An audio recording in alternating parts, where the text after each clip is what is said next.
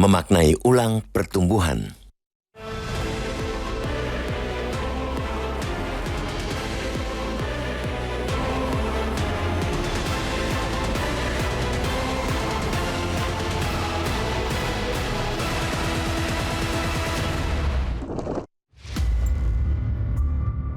Meski baru memasuki hari kedua 2026, mesin negara sudah dipacu untuk mengejar target pertumbuhan ekonomi 5,4%. Angka itu disepakati pemerintah dan DPR serta telah disahkan dalam APBN 2026.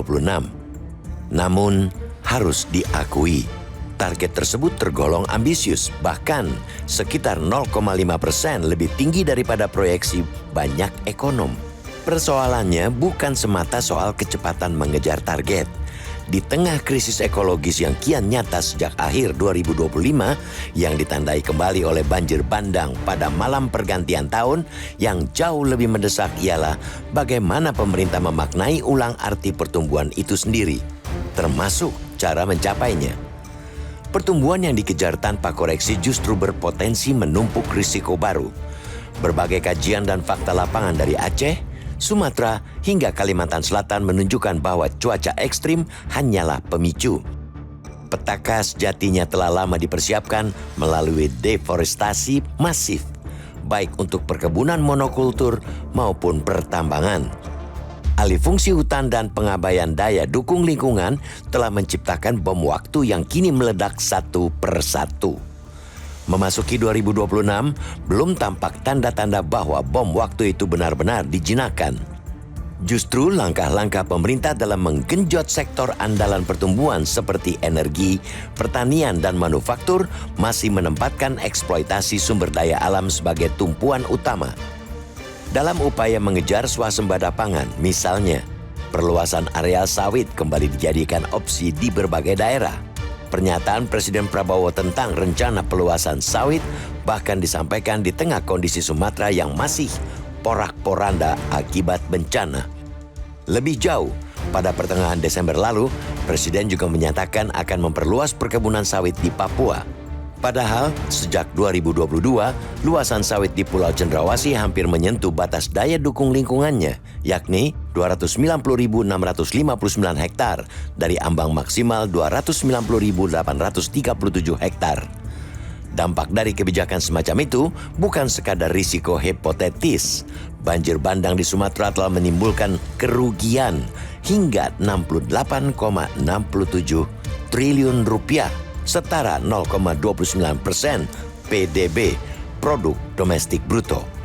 Untuk pemulihan saja, negara harus menggelontorkan anggaran 51,82 triliun rupiah. Ironisnya, penerimaan negara dari sektor-sektor perusak lingkungan tersebut sama sekali tidak sebanding. Perhitungan Center of Economic and Law Studies, CELIOS, menunjukkan betapa timpangnya neraca itu. Di Aceh, PNBP sektor tambang per 31 Agustus hanya 929 miliar rupiah, jauh di bawah kerugian bencana yang mencapai 2,04 triliun rupiah. Dana bagi hasil perkebunan sawit Aceh pun hanya 12 miliar rupiah, sementara DBH mineral dan batu bara pada 2025 sebesar 56,3 miliar rupiah.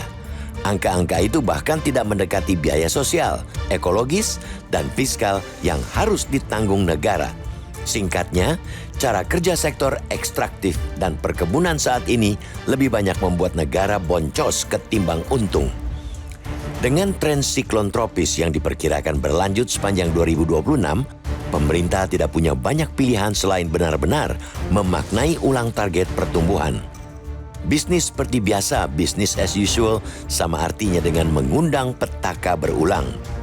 Pemerintah tidak perlu ragu mengoreksi target pertumbuhan, dan koreksi itu tidak harus menunggu hingga tahun hampir berakhir. Lebih penting lagi, koreksi tersebut harus disertai perubahan indikator. Pertumbuhan tidak boleh terus diukur secara sempit melalui PDB, inflasi, dan indikator fiskal moneter semata. Daya dukung lingkungan mesti ditempatkan sebagai variabel kunci dalam perencanaan ekonomi nasional, sebab di sanalah sesungguhnya fondasi kehidupan rakyat bertumpu. Pertumbuhan yang merusak alam bukanlah kemajuan, melainkan jalan pintas menuju krisis yang lebih besar.